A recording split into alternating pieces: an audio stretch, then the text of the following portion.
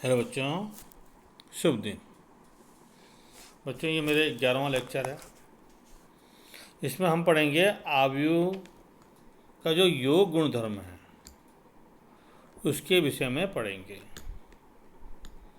पहला नियम आपने ये उसे आप जो इन नियमों को क्लास 6 से पढ़ते हुए आए हैं,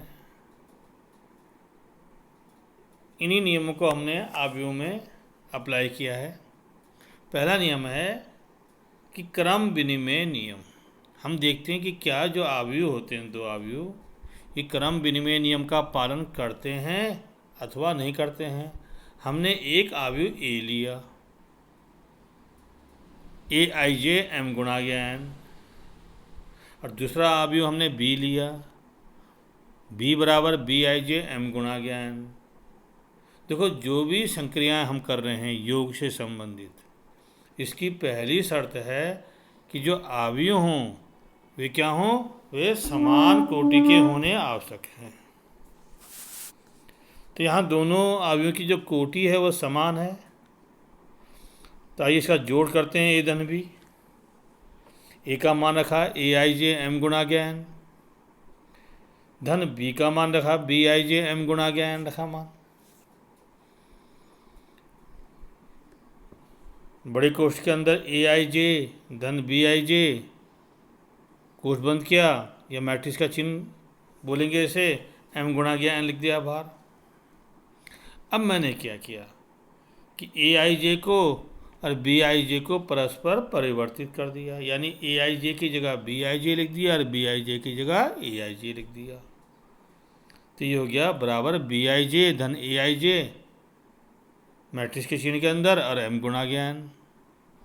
फिर इसे खोल दिया तो ये बना हमारे पास B I J matrix M गुणा ज्ञान धन ए आई जे मैट्रिक्स एम गुणा ज्ञान।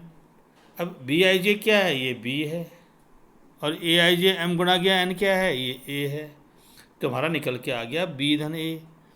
हमने जो शुरुआत की थी योग की, हमने की थी ए धन बी से, और जो हमारा परिणाम आया हुआ है बी धन ए। तो ये क्या है, जब ए धन बी बराबर बी धन ए हो जाए तो यह क्या है, क्रम विनिमय नियम है। तो जो आव्यूह है ये क्रम विनिमय नियम का पालन करते हैं। दूसरा देखते हैं साचार्य नियम। इसमें हम तीन आव्यूह यानी तीन मैट्रिक्स लेंगे। एक तो लेंगे ए, कैपिटल ए बराबर ए आई जे एम गुणा ज्ञान, पहला आव्यूह है। दूसरा आव्यूह आपने बी लिया कि बी बराबर बी आई जे एम गुणा ज्ञान, और तीसरा आव्यूह आपने सी लिया, सी बराबर सी आई जे एम गुणा ज्ञान। तो हम जो साचार्य नियम है उसमें करते क्या, हम करते हैं ए धन बी कोष्ठ के अंदर धन सी बराबर होना चाहिए ए धन बी धन सी कोष्ठ के अंदर। अगर ये हमारा बराबर आता है तो ये क्या है, साचार्य नियम का पालन हुआ है। तो यहाँ देखते हैं, हमने आव्यूह के संदर्भ में देखते हैं।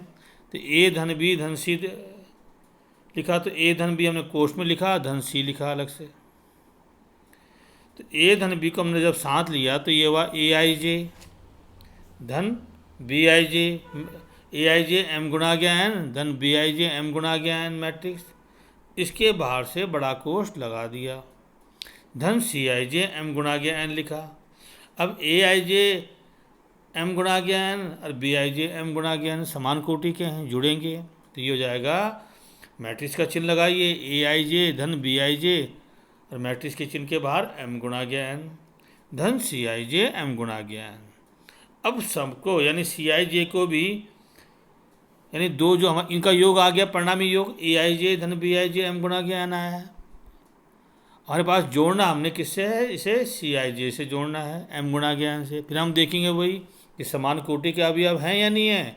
आप भी देख रहे हैं ए आई जे बी आई धन बी आई जे की जो कोटि है वह एम गुणा ज्ञान है, और सी आई जे की जो कोटि है ये भी एम गुणा ज्ञान है।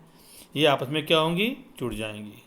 तो जोड़ के जो आएगा वो आएगा ए आई जे धन बी आई जे धन सी आई जे, और बाहर से लिखेंगे हम मैट्रिक्स के चिन्ह के बाहर से एम गुणा गया एन। ये हमारे पास समीकरण नंबर 1 हुआ। दूसरा हम देखते हैं ए धन कोष्ठ के अंदर बी धन सी। तो ए का बी का और सी का मान यहाँ पर रखा।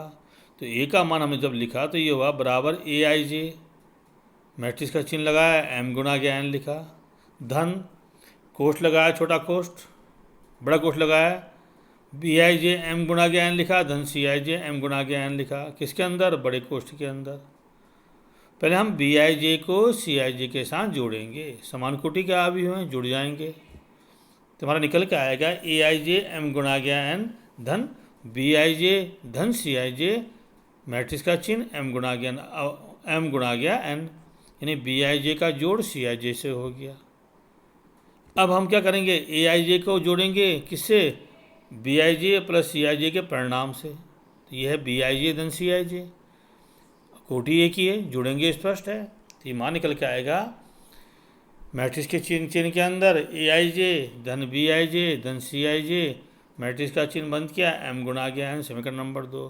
तो आपने समीकरण नंबर 1 में और समीकरण नंबर 2 से क्या देखा? हमारा निकल के आया कि ए धन बी कोष्ठ के अंदर धन सी, यानी ए का जोड़ बी से किया, फिर इनका जोड़ सी से किया। ये मान आता है, ये पहले हमने बी धन सी किया और इसका जोड़ हमने किससे किया? ए से किया, इसके मान के बराबर आता है।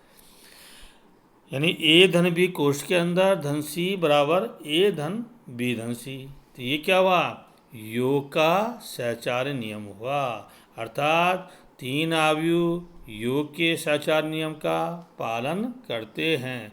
अब बात करते हैं हम योगात्मक तत्समक की, यानी योग की क्रिया के लिए योगात्मक तत्समक है क्या?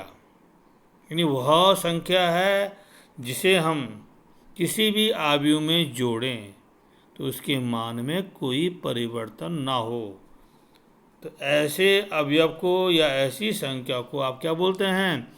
योगात्मक तत्समक कहते हैं।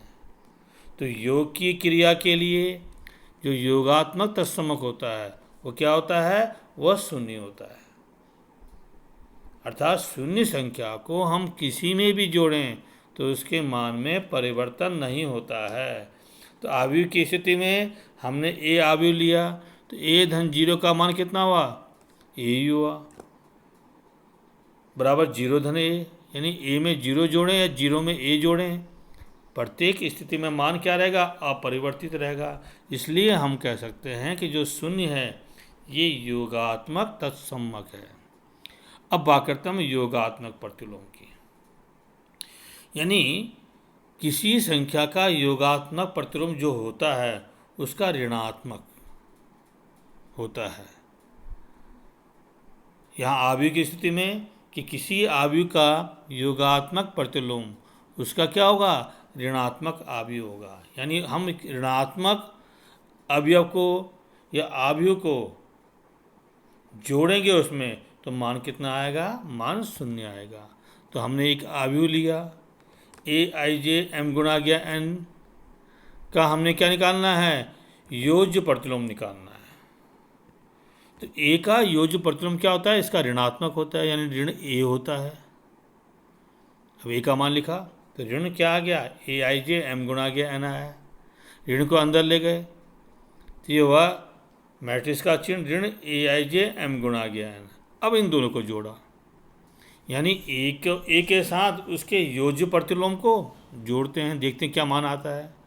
तो हमने क्या जोड़ा? ए धन ए का योज्य प्रतिलोम, यानी ए धन ऋण ए, मान रखे इनके, मान रखा तो ए का मान हुआ ए आई जे एम गुणा गया एन और ऋण ए का मान कितना हुआ? ऋण ए आई जे एम गुणा गया एन।